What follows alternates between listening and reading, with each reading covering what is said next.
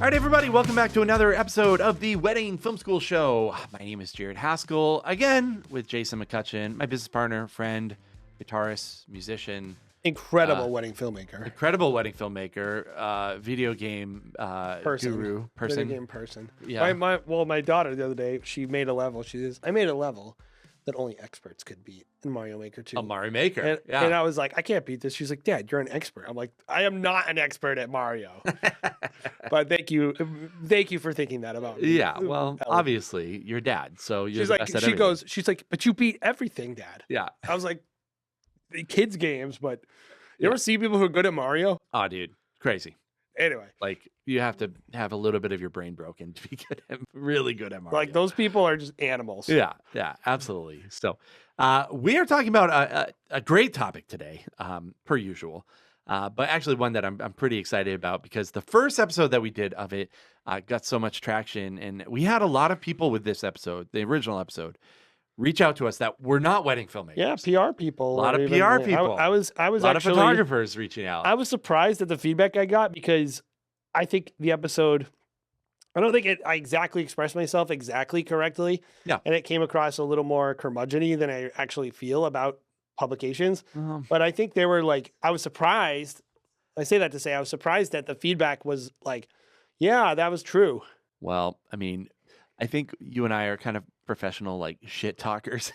So, it probably came across that way, but it's why we're excited to have an episode 2 today of How Wedding Blogs and Publications Screw Wedding Filmmakers, part 2. Yes, the 2025 edition. 2025 edition. And, I think we're going to revert to our classic approach on any kind of take that we have, which is backslide to have the opposite perspective to a certain extent. And, 2 steps forward, 1 step back. You know what it is I think people misunderstand it as that. The way I like to deal with any topic is like, I want to expose the whole topic, the good and the bad, grapple with all of it, and then figure out what is like worth my time. Exactly. It's not that I don't care if there's a such thing as wedding magazines at all. Don't care about it. I don't have any feelings on this. All I know is that this is a part of the industry I'm in, and that I'm not getting the same advantages that other people are out of it. And so first, I think it's important to analyze that and evaluate that and be honest about that and start exploring why. And then hopefully what we're able to do in this episode is talk about what are we going to do about it?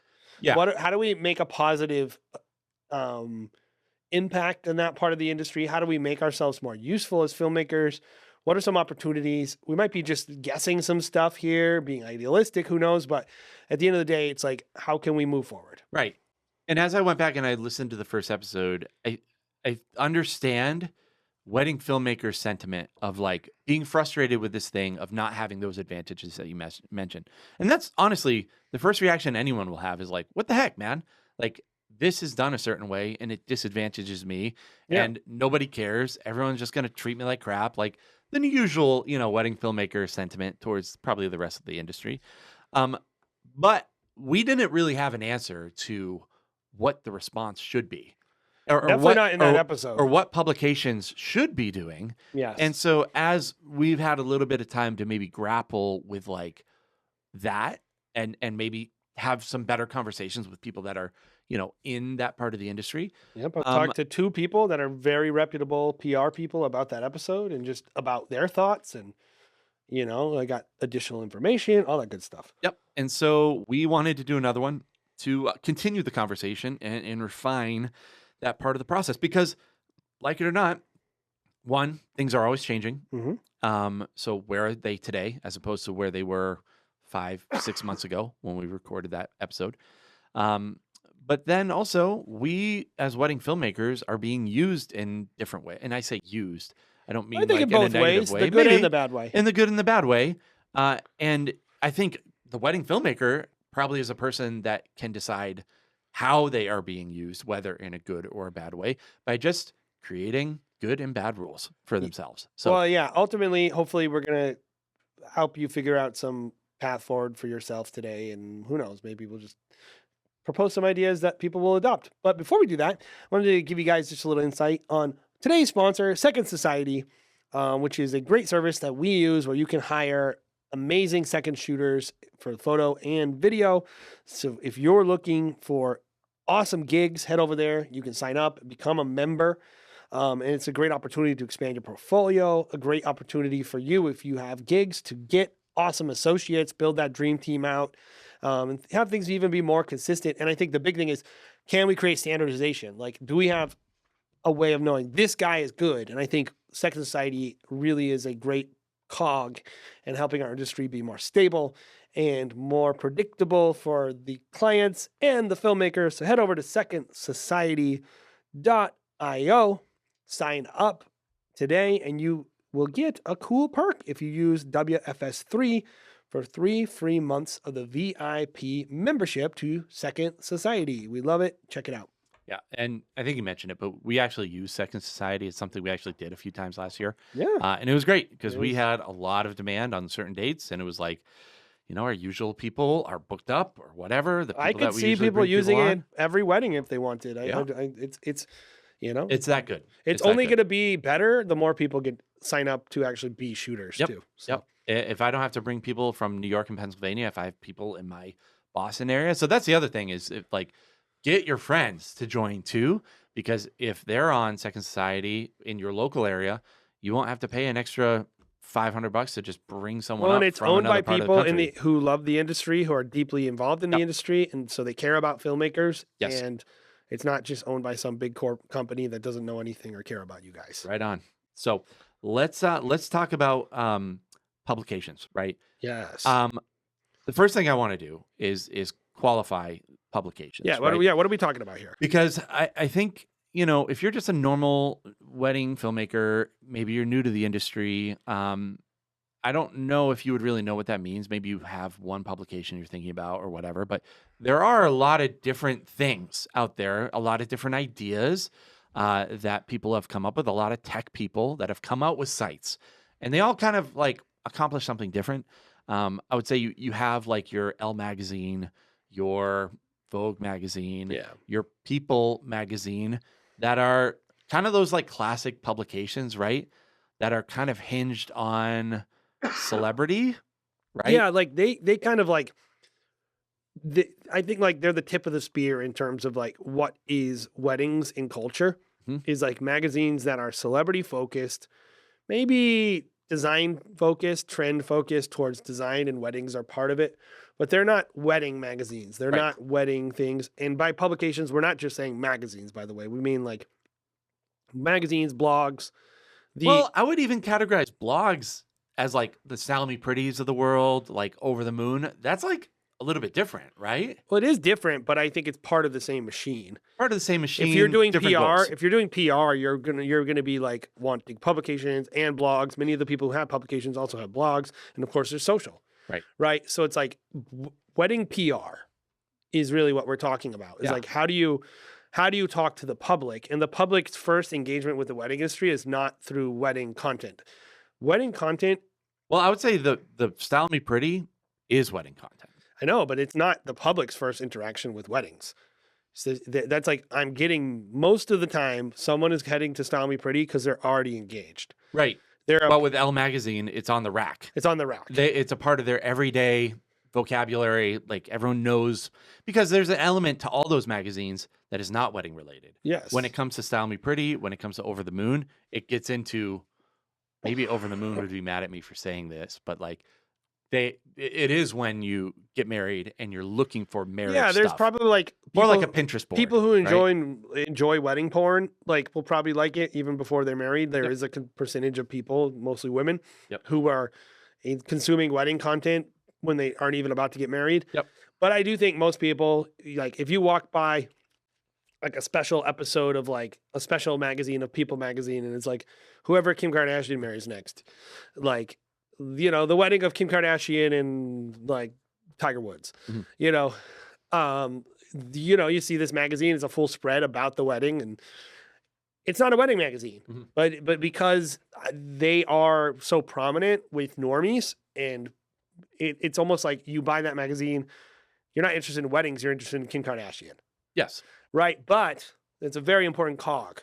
to how the industry works It's because the gateway drug into weddings. like I just saw Mindy Yeah. Weiss. She was on Khloe Kardashian's podcast last week. Oh, really? I didn't. Yeah. Yeah. Yeah. And it's like these people, like there are people who are, they've transcended the wedding industry and they're like planners who are just hanging out with celebrities or politicians. Mhm. They're kind of like extra beyond the industry and they're doing Which their is own- awesome.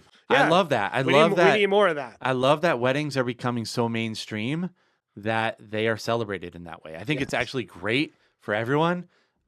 You know, I don't know if I necessarily believe in like trickle down economics across the board, but in this case, it certainly applies. Well, right? the idea of weddings is definitely the idea of a celebrity wedding, the idea of an opulent big wedding has really started outside of the industry. Right. Um, If people see people spending those multi-million-dollar weddings with celebrities, they're gonna want a piece of that. They Mhm. can't do that, but it's gonna do trickle you down have to any your country florist clubs. told me about the Kardashian Kanye floral wall specifically? No. Like I had 3 different conversations with florists who their example of telling their bride no was you can't have Kim Kardashian's floral wall. Mhm. It's like that person took their inspiration from that. They looked at that and decided this is what I should have at my wedding. Now they can't afford it. But anyway, I think the next level is wedding industry specific, like we're talking about. You're talking like the Style Me The Pretties, blogs. the blogs, Yep. Brides Magazine. Yep. Which will kind of be celebrity adjacent Mhm. a lot. Like they'll do the celebrity thing, but also wedding trends. And then I think the third level is vendor specific PR. Like Registries. I mean like the planner collabing with the other vendors Okay. to get that reach and like you're using the industry's individual like vendors branding to talk to the public. Mhm. You know, I think it's like all 3.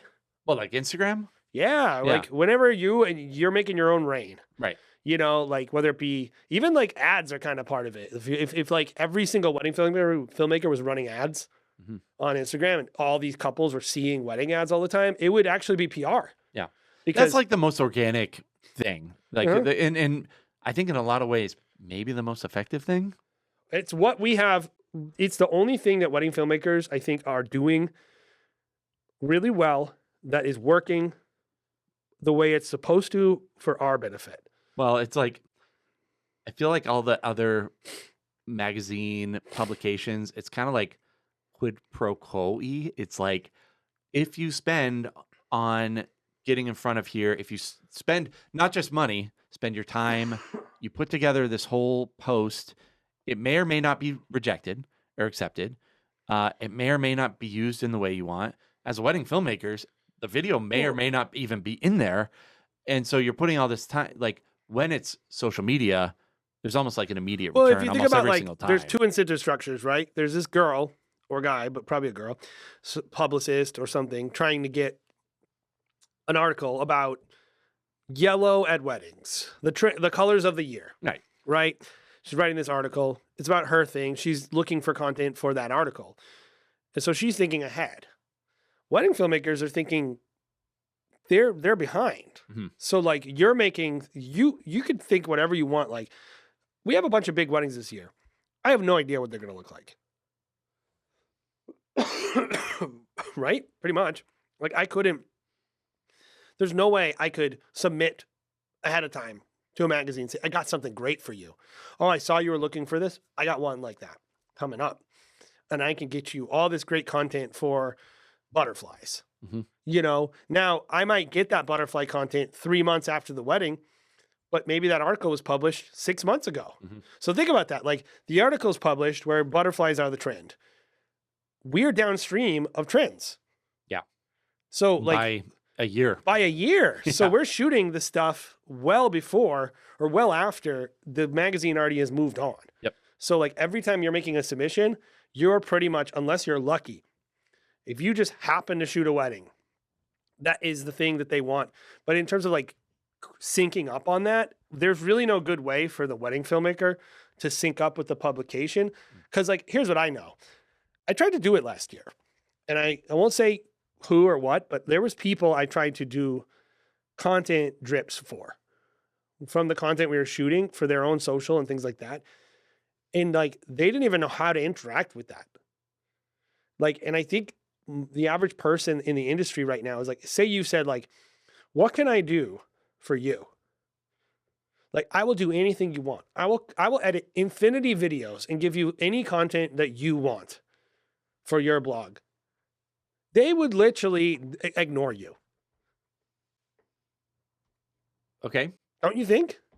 I don't know. I haven't reached out to them to do that kind of stuff I think they would go, because I don't have the resources to yeah, be we able to. do.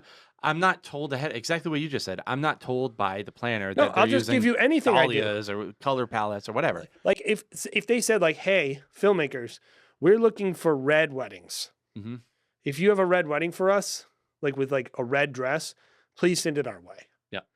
There's no mechanism to create that conversation. Exactly. There's nowhere to deliver So it. there's no way that I could even inform them of like, hey, I am doing that, or I have an idea because we're doing this one thing. Or vice Get ready versa. for They're it. not informing you. Right. And so I think this is like the undiscussed like topic is like, how do you overcome the lag and like the different incentive structures that every party has, which one of them is like they need to be ahead of the game. The other one is already behind. Yeah. Very reactionary and like, oh, we had this thing presented, we did a thing. And then on top of that, it's going to take 4 months of post-production to get it to you. Yeah. Like So it's PR just- is all about like, What happened yesterday? like, yep, it is ultimately. And I think like marketing is about what they want to sell tomorrow. Mhm. And I think magazines are, and like a lot of the tastemakers in the industry, they're trying as much as like they're reacting. I don't believe that. I think a lot of it is they're putting their finger on the scale, Mhm. like, or their thumb on the scale, as they say. And like a lot of those people are like, do you remember when like Vera Wang had the dusty pink dresses? No. That was like one of their collections one year. It was Yep. like a big trend. And like, obviously it's a lot of other people, it goes downstream. Mhm. Like if a Vera Wang or, Oscar Mhm. or some trend setting designer. Oscar had a big year last year. Yeah. I liked what they did last Yeah, year. yeah. But like the complex patterns and Mhm. really beautiful. Yeah. Very But popular. but like then you look and you see like, I don't know, what's that, like some lower tier brand that makes more affordable dresses. Mhm. You start to see the trends in those dresses. And it's lagging. Right. It's lagging. And it's like, Well, if I learned anything from Devil Wears Prada, it's that one scene with oh yeah. Anne Hathaway and the blue sweater, and she dissects her blue sweater. That's how it works, right? Mhm. Same exact thing. Yep. And it's like, we're just not, I think like if we could complain, it's not really about complaining. It's about knowing why is there the incentive structure not syncing between like the publications, the blogs, the tastemakers, and the people who are making this video content. Well, and especially because from the top, the publications will be like, "Oh, video is very popular right now," and the videographers will be doing really well, but it's really just a talking point. It doesn't really translate to actually using wedding filmmakers at Well, all. Yeah. And I mean, think about the photos that they use. First of all, one thing a lot of people don't know, which I think anyone listening to this probably knows, but is the magazine, like those highest level print magazines actually are not the best photography. They're like the direct flash, like People magazine look. And Paparazzi. it has their own person. Yeah. And it's not even like if Corbin Gherkin or, like Jose Villa is covering the wedding, they might not print their photos. Mhm. They're gonna give them a credit. But here's the thing about photography. I don't think people look at those photos and say these are good or bad photos. They just go, that's a photo. Those are people. That's a people I know. Those are people I know, and that's a photo. And oh, who got invited to that wedding? Oh, Jose Villa. I honestly think most people think if they look at the wedding and they go, who's the photographer, that the cover shot was Jose Villa. And Yeah. sometimes it is, and sometimes it isn't. Yeah. And so it's like, but either way, Jose Villa picks up the benefit Mhm. of being associated with a celebrity wedding with their work. Yep. So they look at the photo, they can tangibly create an image of Jose Villa. There's nothing like that for wedding videographers. And obviously with the popularity of the internet, like there is more opportunities for us. And I think that's what we want to be looking at today. But it's like one question that I think we're talking about is like the content that wedding filmmakers are making. What do you think is some of like the reasons why the content that we make is not as useful for PR? That's video. Besides that, it's video. um, well, I think it's because everything is disorganized. I think it's because a lot of PR people, the tradition is that they're using photographers and they don't necessarily even know what to ask of a videographer.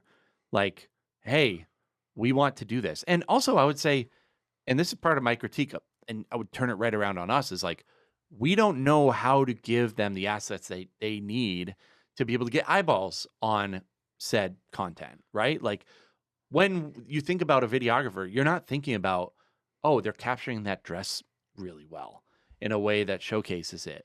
Like, they're you have to be, they're probably gonna sell a ton of dresses with that wedding video. us videographers have to be safe when we film, because if we're focusing on the dress the whole time and we're not getting, if I'm focusing more on the dress and less on family members potentially or whatever, then I might get yelled at by my client because, oh, hey, it's beautiful. You got this dress, but like, where are the shots of this? Wedding filmmaking is all about like compromise, and we're not capturing what these magazines, what these blogs, registries, whatever, are looking to promote on their services at the end of the day. But at the same time, are they really asking us to do it? Well, and I think there's also a side of our content that is too intimate. And I think, Yes. like the thing I've always said is,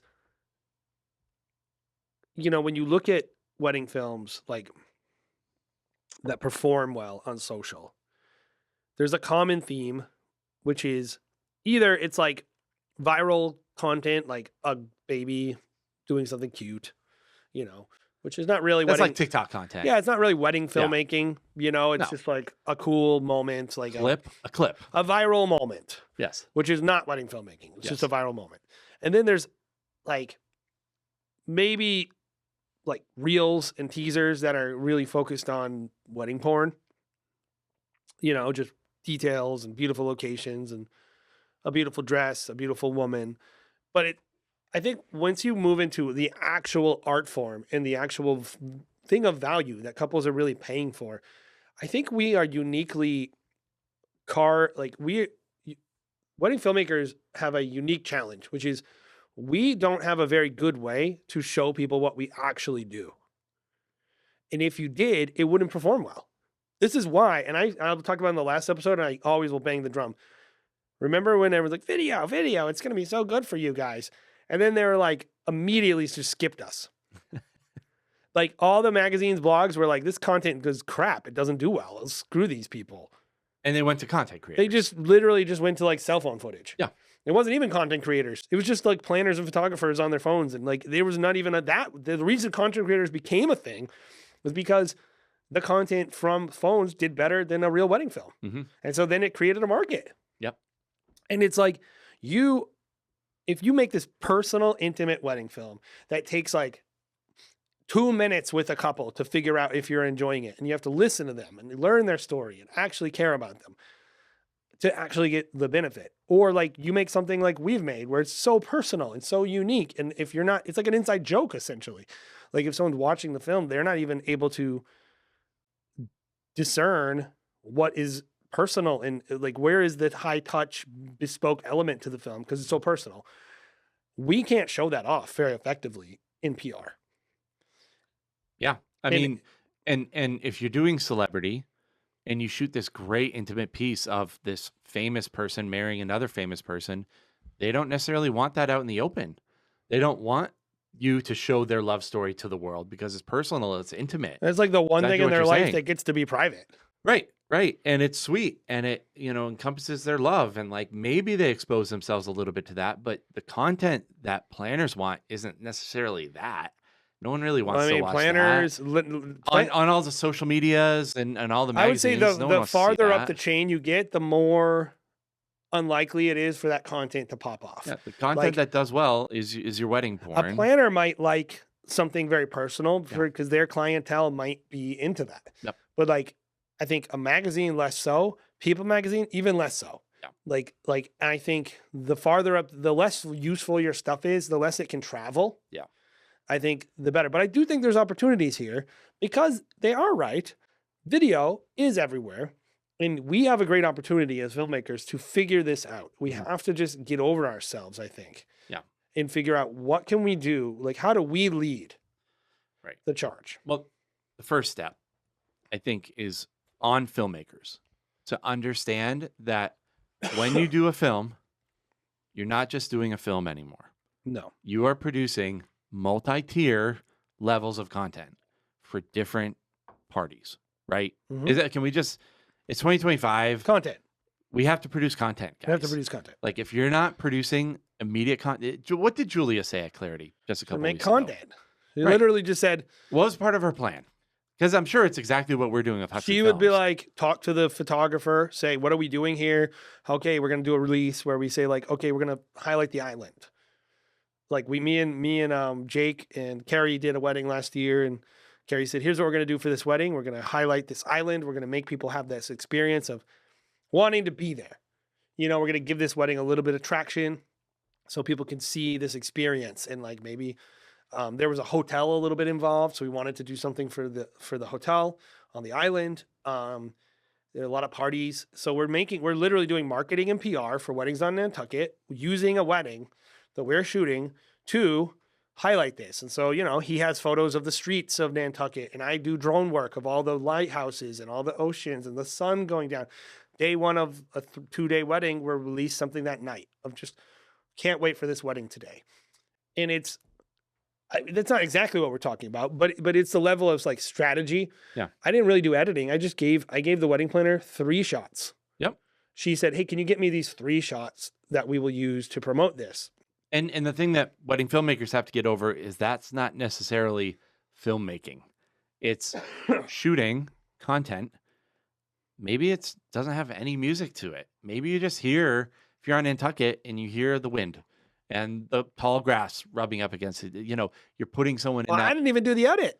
Right. That's right. the thing. I literally just color graded it Yep. and sent it to Carrie, and It's- Carrie did it. It's replicating photography with moving image Yes. as opposed to say, and there's a certain trend, I think, leaning that direction nowadays that videographers should pay really close attention because that's what people that are really successful are starting to do. They're probably killing you with simplicity.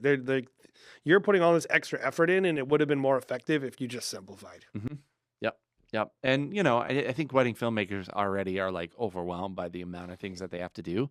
But this is something that I think at the end of the day, it will separate the Joes and Schmoes, you know, it'll make people successful by providing this type of content long term. And I think it works for wedding planners. How can it work for the blog world? I think what it is you have to understand web design. You have to understand how like web banners work. I don't think blogs have like a bunch of content spots for like just vibe video. Yeah. But they should. GIFs, maybe bring back the GIFs. Who you know, knows what it moving is? moving images that are how- just like blogs could integrate video in all kinds of ways that were just vibe setting, Mhm. that are mood setting, that are just set the mood. Like, you know, you could just when I look at like someone who I think is doing well, like Peyton Frank, like if you look at her work, like I don't know, I don't think I've seen any of her full films, to be honest. So I can't speak towards them. What I know is when I see her stuff that's popping off, it's like location, feeling. But it works. It could just as easily be like a commercial for the hotel as it could be a wedding. So I think like material that is less personal, this is the whole, and this is where maybe we can't do it as an industry. It might be too hard, but maybe not. The material you're making for a couple is almost directly opposed to the material you're making for the internet. Mhm. It's like you want the stuff for your couple to be ultra intimate, ultra personal. And what you want for the internet is to be ultra inviting. Mhm. You know, and it's like, what can we give our partners that allows them to pull more people into the tent and say, look at weddings. And like we're using wedding video to promote weddings. We're not using video to promote ourselves. And I think that's where it's a little tricky is like we're usually trying to sell a wedding. This is about selling them on video, selling our partners that you need video to promote what you're doing. Mm-hmm. And it's like creating that incentive structure where, but the other thing is, I don't know if this is true. It's not true of us. Do you think a lot of filmmakers are just like pains to work with about this stuff? Yeah. Why? Because we're curmudgeoned. We're angry. We're already angry that we have to do way more post-production than, photographers or whatever the reason is. But, the good news is things are hopefully getting easier to be able to do this kind of stuff. Well, and also, like, do you want it or not? You want it or not? Like, the people at the top have to be better at the top. Yep. Like, and that's just it. And, I think if we were easier to work with across the board, because this is an instance that just happened to me. Photographer, really well-known photographer who I get to work with this last summer. I didn't know she was a photographer until I was leading up to the day. I was like, oh, shoot, she's awesome. Like, really talented. I wish that this couple bought a higher package with us. Maybe they just couldn't because no. These people could afford whoever they wanted. But we were there and filmed a really great wedding. She loved working with us. It was me and Victor. And she was like, you are exactly what videographers should be on the wedding day, and liked our approach, right? Produce a film. She loves the film. She would reach out, hey, we're going to be published on Style Me Pretty. Great. Style Me Pretty is a great publication or a great blog. Can you send this, and this? It gets sent out immediately. Like, yeah, sure. When's the release? Just include, I appreciate that a lot. But that's kind of on the photographer to really make sure that we get included. Yeah. So maybe this conversation is a little bit geared towards photographers, but in most cases, the photographers just don't. Why would they care? Why would they care that the videographer is there or not? This photographer cared because she liked me a lot and she didn't want us to get screwed. That's great. I appreciate that a lot. Very nice of them. They don't have to do that, but are we really that far at the mercy of a photographer really, really liking us, or just it's more trouble than it's worth to even include them, so I'm not going to include them. I think that sucks. I've had a lot of people who I wanted to do things with, and they were like, oh, I don't want to ask you to do that, though. And I think that might be a thing that filmmakers are like, I don't have time for that, or they just don't do it. Right. I mean, frankly, if she had said, hey, or if Style Me Pretty had been like, hey, this is the way we do content for videographers. Can you do this? I would have been like, absolutely. I'll get it to you by the end of the week. It's not being published until June of this year. So absolutely I have time. I'll get you something. What do you need? What do you guys want to see from video? Do you want individual clips? Yeah, what are we doing here? I'm organized enough where I can do that. I don't know if most videographers would have the time or patience for that. No, and I think it's so many videographers aren't really that interested in other people succeeding too. And I think, well, you just see it the way they approach the wedding day. Yeah, you really if you want to be anything in this industry, and we want things to get better for us, we have to be viewed as better partners. Mm-hmm. And unfortunately, this is my prediction. If we will do the right thing at a loss, sacrificially, we put in the work. No one has done that. Nobody has paved the way. So we're going to have to pave the way. Eventually, demand will increase. And then price will increase. Mm-hmm. Then eventually we can get to the point where actually we can say to people, we charge more than photography because we do more work. But until we get more demand, we cannot do that. And so it doesn't matter what the reason is and what you have to do to get there. If you are a person that's thinking, I want to go level up my career, you're going to have to just play this game. Mm-hmm. Yep. And you might as well just get happy with it. Get happy with it. It's honestly, to me, the fun part. I like it. Because it's great that the couple gets to see the wedding film and have a forever memory. It's fun when you get to include your whole friend group of wedding partners and say, let's push this. And how fun is it, Jay, when we post a video to Instagram that gets a ton of traction? Yeah, I love it. And it goes viral. And everyone's like, yes, this is great.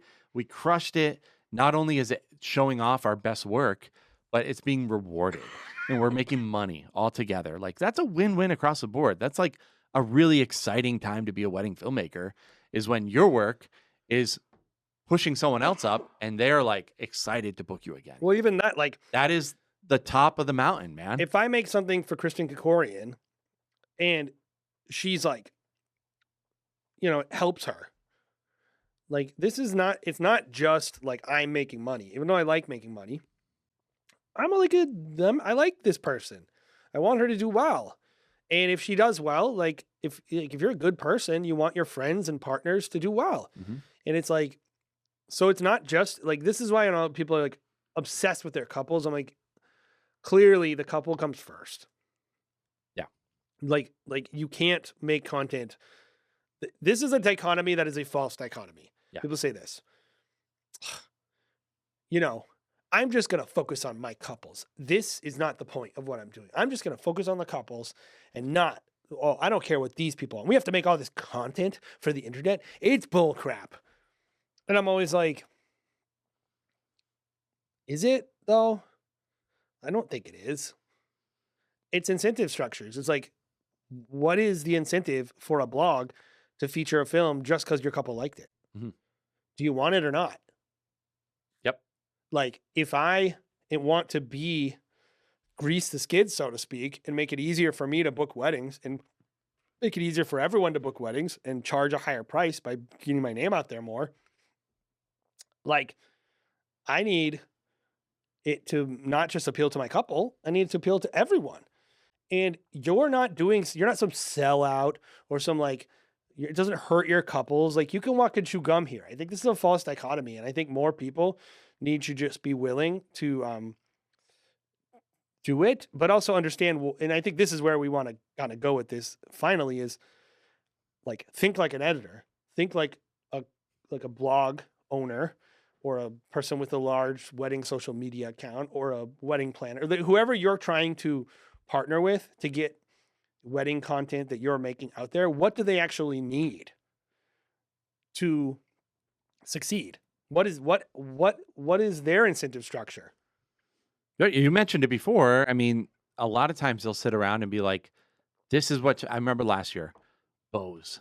Bows are a big trend. Black bows, Oh, yeah. burgundy bows. I thought you were in BOSE, like the sound company. No, I was no, like, no. Bose speakers was a big No, trend.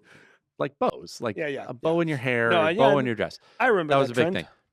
I mean, I think that was one of those things where, how do you describe it? You're kind of pushing tilting the scales a little bit. Putting your thumb on the scales. Thumb on saying, the scales. What if everyone wore bows this year? Yeah, that's one of those things that's kind of like a little bit made up, but whatever. Like whenever we saw bows, we would film them because I was like, yeah, we want to be providing content that these magazines want. It didn't work out in any way, but I think thinking like a content creator, thinking about what people are interested in is always a good thing. Mhm. I think about that a lot of times when I'm shooting now. We talked about it before, like wedding porn. We got to come up with a better term for that, by the way. No, Just the reason I details. call it that is like it serves no purpose but just Pinterest. personal gratification. Pinterest stuff, like, and by the way, I was gonna say this too. When you shoot good content, that is good standalone, maybe single shots with no music, just audio. Yep. It's actually good Pinterest stuff too, and Pinterest is making a comeback too. So I think just like to make it simple for people, content that stands on its own, that doesn't have a lot of cuts, Yep. that is easy to make, that lets people just set some mood, Yep. is very valuable. Yep. And I think you have a lot of this already. It's not a violation of yourself to do this stuff. Yep. Totally agree. I think for us, obviously, there's a lot of things that we're talking about wedding filmmakers can do, think like an editor. The other thing, guys, is like By editor, by the way, I mean magazine editor, not magazine editor. Yeah. Think like a magazine editor. We have to ask them more yes. what they're looking for. This is like the biggest. And you said at the very beginning, they might ignore your email. True. But also, doesn't matter. Keep asking. Yes. Keep knocking down the door. There's a lot of PR agencies now. You have not because you ask not. Yes. And like The amount of things in life, people are always like, Jay, I had a filmmaker recently, very successful one, read me out and say, you don't have any idea how to talk to people. You're a jerk. Why are you successful? I have no idea why anyone works with you. This person never worked with me, by the way, so screw that person. But if you're listening to this, screw you. But the reason why people work with me is because I ask them. I say, how can I help you? I have a great idea for you. The biggest thing about me is boldness. I will walk up to someone in a networking event, say, I saw that wedding you did. It was amazing. You should hire me. I can help you. Like I'll send a magazine some content. I'll say, oh, I have this great idea. Like, it doesn't always work. Yeah. but like the amount of people who are just literally just like they're making things and then they're just like going into a cave and then they're like, no one wants to come to my cave. And you're like, dude, you gotta like put yourself out there from time to time and like be willing to take a few risks. It is intimidating sometimes, man. Like, yeah, suck it up. We did that event this summer with the Frida event. Brian Raffinelli's there. I'm like, what do I even say to Brian Raffinelli? Good job event planning, or I saw this one thing, like that was really cool. And then he's gonna be like, cool. Nice. Like, yeah. It's intimidating, but like, who are you? You live in my market. I have never hired you. I've never even heard of you. That's great for us. But also funny because they have hired us, but we're working with them this summer, but he probably doesn't know that they've hired us. But it's like you just can't worry about that stuff though. It's like you're not responsible for what other people think. You're only responsible for what you do. Right. And like if you give people opportunities, you're gonna have some people who are like, why is this person getting in the middle? Like, why are they? Who are they to suggest that I should talk to them? I'm sure that person exists. Yeah. But who knows? Like, there's probably people out there who, if you said, hey, I saw you're doing the photographer told me you're doing a blog on this wedding we did in this beautiful place. I have a bunch of really beautiful footage. Here it is in this email.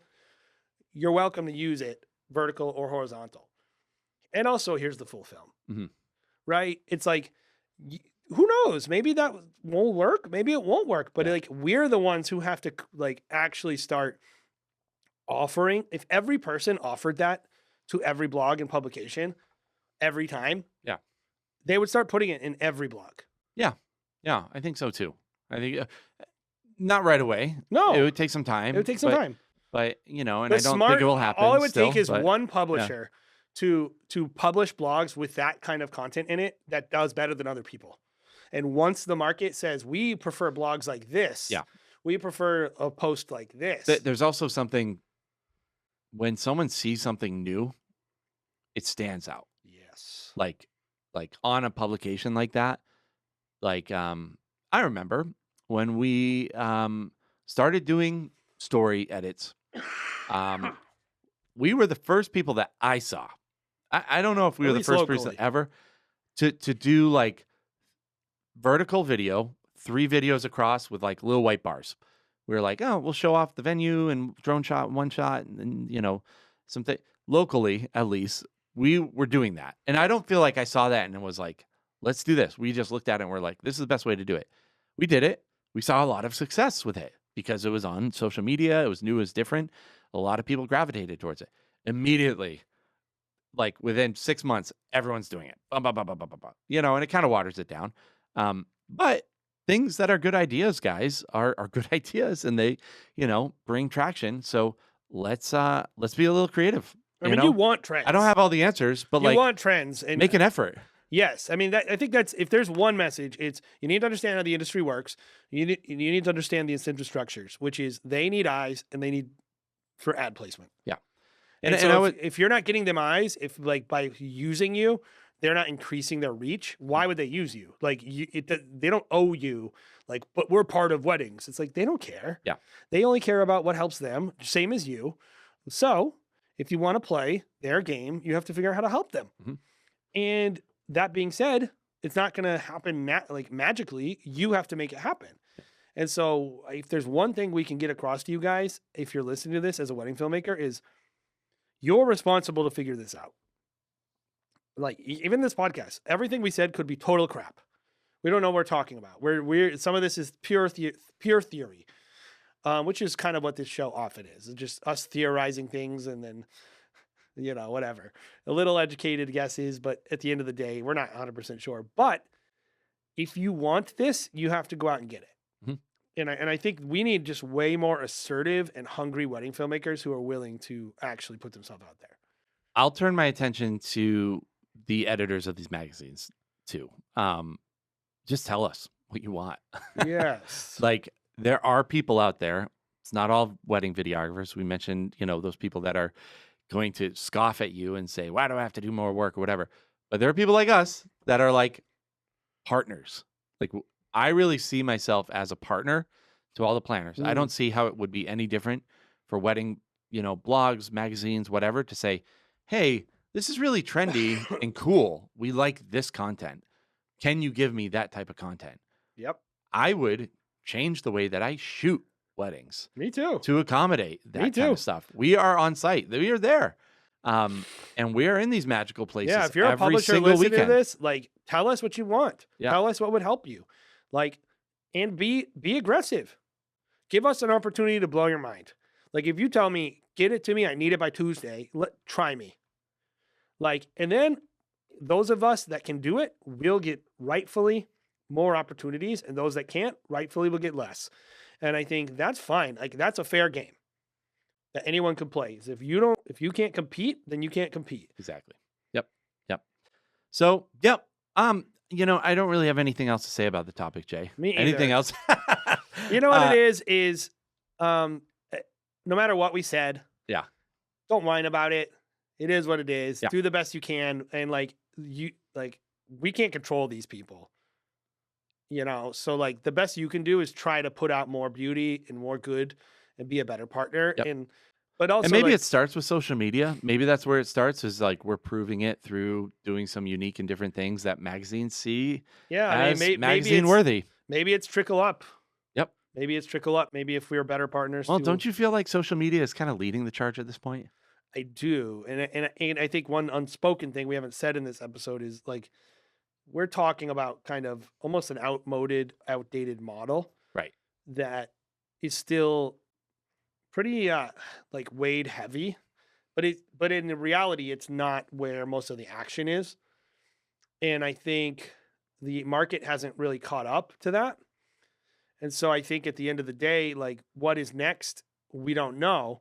And that's really what I want to change. I want wedding filmmakers to not fall asleep at the wheel. Like, act like the photographers do, where you try to get on the tip of every single trend and you try to lead the charge. I think that would be nice for a change. If wedding filmmakers would take matters into their own hands, man or woman up, and actually start pushing what we do aggressively in the industry and giving people an opportunity to see that we're pretty awesome and what we do is awesome and super valuable. Because I honestly think most people just don't know about it. Mm-hmm. Yep. I think that's really the number one thing. Most editorial people don't even know anything about wedding films. Yep. I can totally agree. So cool, guys. Well, hey, thank you guys for listening to another episode of the Wedding Film School Show. We hope it's been valuable to you, listening to Jay and I rant and ramble for an hour or so.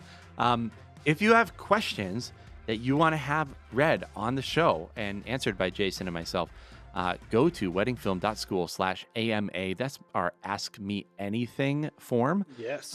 We do podcasts every once in a while where we just do AMAs. And that would be helpful and valuable to us. I'd like to do at least 12 of those this year, so once a month. Because I really like them. 40 questions. Yeah, I would say 40 to 50 questions would be great. So go on there. Ask if there are topics that you want to hear us talk about. Go on to our rather large Facebook group, Wedding Film School, as well as our YouTube channel, Wedding Film School, or The Wedding Film School Show. We have 2 different YouTube channels. Instagram, The Wedding Film School Show. And we will see you next time here on The Wedding Film School Show.